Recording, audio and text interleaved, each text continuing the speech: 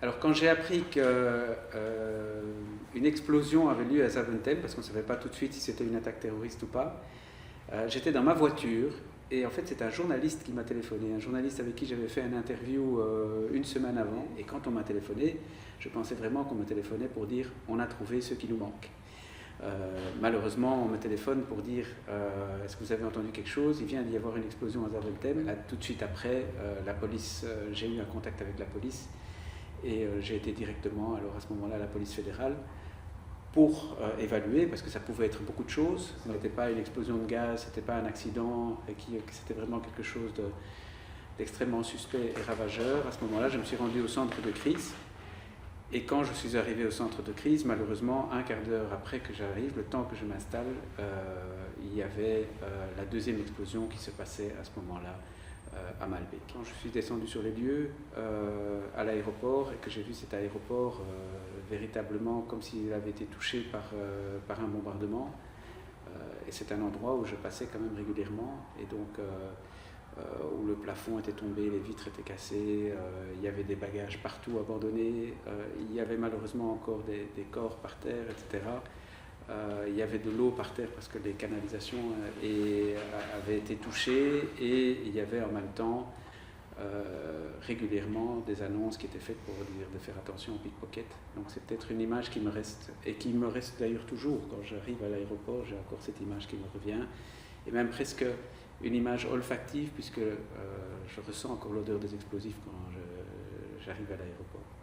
Alors le procès est arrivé quelques années après. C'était le plus gros procès d'assises qu'on ait jamais eu. On a eu d'autres procès comme le procès du Trou, etc. Mais ici quand même, c'est un procès qui a duré plus d'1 an.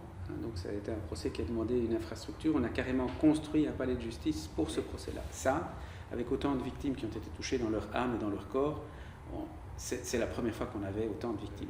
La plupart des personnes qui sont intervenues le premier jour, pour moi, doivent être considérées également comme victimes. Parce que les événements traumatisants qu'ils ont vécus à ce moment-là, personne n'était préparé à ça. Il y a des ambulanciers qui intervenaient tous les jours à Bruxelles sur des accidents et des choses comme ça, qui ont été incapables de se remettre des interventions qu'ils ont faites dans le métro ou à l'aéroport. Des policiers qui ont pour lesquels ça a été très très compliqué de s'en remettre, etc. etc. Et donc, ça a libéré un espace de parole assez important. Ça a posé toute une série de questions dans l'accompagnement des victimes. Comment est-ce que vous accompagnez les victimes? Comment est-ce que vous pouvez répondre à des questions des victimes? Pourtant, il y a eu des expériences extraordinaires. Il y a eu par exemple un chien victime qui se trouvait là, qui était là pour calmer les victimes et pour être là à des moments de témoignage émotionnel. Et la dernière chose sur laquelle j'aimerais insister, c'est que ça a lancé aussi un processus de justice restaurative, c'est-à-dire quelque chose indépendamment du procès, mais où quelque part les familles des victimes et des auteurs peuvent se rencontrer, et même aujourd'hui, il y a des victimes qui rencontrent les auteurs. Donc c'est vraiment une façon de reconstruire le tissu de la société. Et pour moi, c'est aussi la seule façon de déradicaliser ces gens. On était finalement touchés par quelque chose qui se passait quotidiennement ailleurs, malheureusement, puisque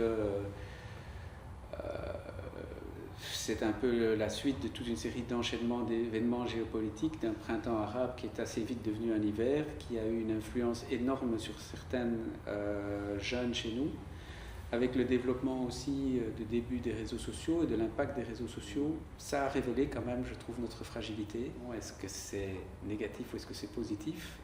Effectivement, c'est un événement terrible, mais se souvenir un peu qu'on est fragile, ça permet peut-être de faire un petit peu plus attention à ce qui se passe dans le reste du monde et ne pas regarder soi-même. S'occuper aussi des jeunes dans notre société, parce que malheureusement ce phénomène des Foreign Terrorist Fighters, c'était un phénomène ultra jeune, c'était des jeunes entre 15 et 25 ans qui partaient là-bas, donc des gens qui cherchaient une autre vie, qui cherchaient un idéal que pour une raison ou pour une autre, notre société ne savait pas leur fournir.